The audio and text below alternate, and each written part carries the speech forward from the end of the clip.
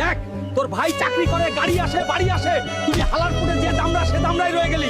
এখনই আমার বাড়ি থেকে বের হয়ে যা, আমি তোকে আমার ছেলে হিসেবে মানি না।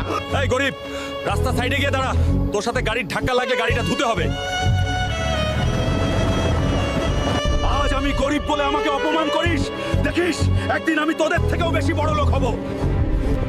স্যার, এখানে কি কোনো কাজ পাওয়া যাবে? আমি যে কোনো কাজ করতে পারবো। না, এখানে কোনো কাজ নেই, এখান থেকে যাও।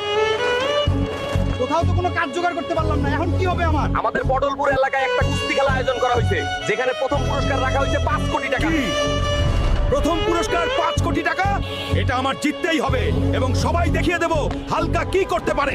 এখানে কি কোনো মায়ের দুধ খাওয়া ছেলে নেই যে আমাদের কাল্লুকে হারাতে পারবে? আমি হারাবো এই কল্লু মোটাকে।